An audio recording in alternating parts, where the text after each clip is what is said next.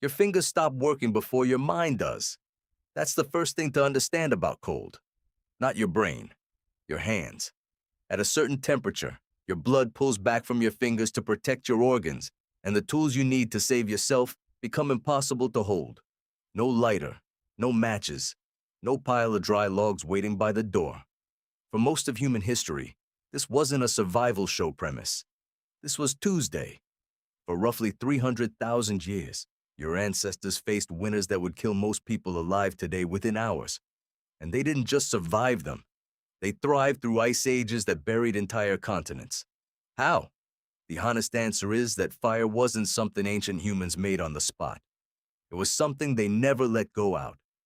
Archaeologists Will Roebuck and Paula Villa spent years combing through European sites for one specific kind of evidence.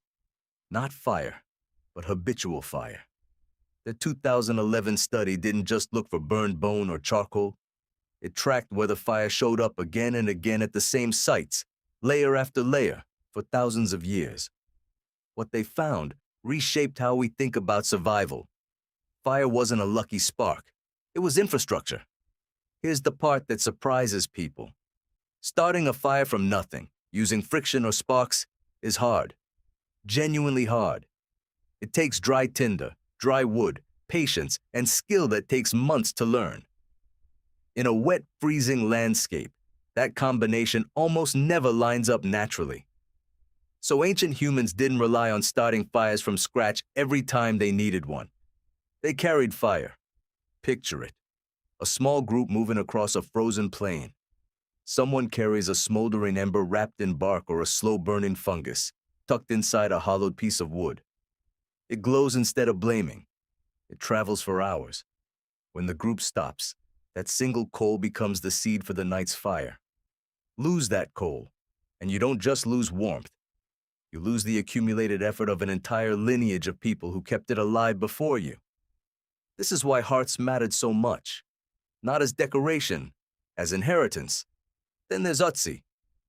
In 1991, hikers in the Similon Glacier on the border of Austria and Italy stumbled onto a body preserved in ice for over 5,000 years. Ötzi wasn't from the deep ice age, but what he carried tells you everything about how seriously ancient people treated fire as a system, not an event.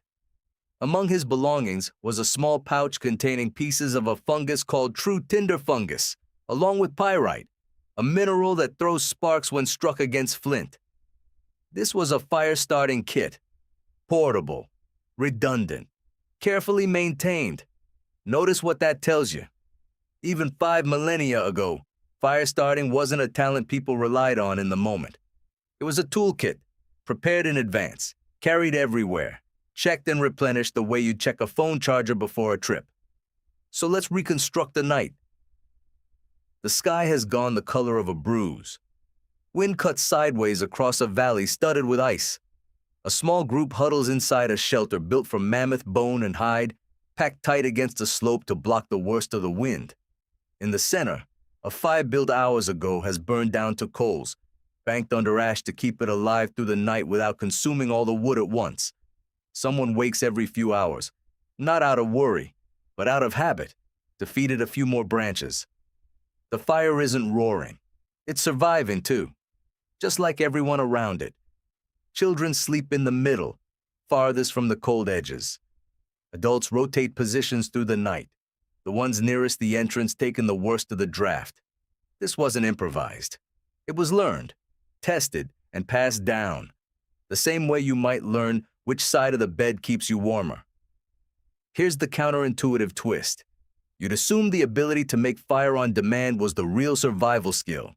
It wasn't.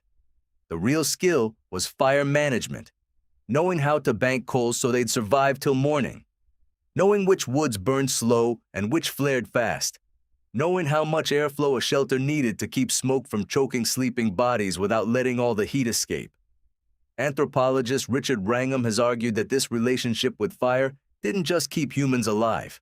It restructured human biology itself. Cooked food is easier to digest, which means more calories reach the brain instead of the gut. Fire likely helped fuel the very brain growth that made all this planning possible in the first place. In other words, Your ancestors didn't just use fire to survive winter. Winter and fire may have helped build the brain you're using to read this sentence right now. And it wasn't only fire. Clothing mattered just as much.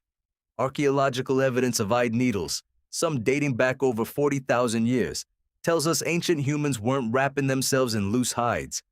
They were tailoring fitted, layered clothing, sealing out wind the way modern outdoor gear does.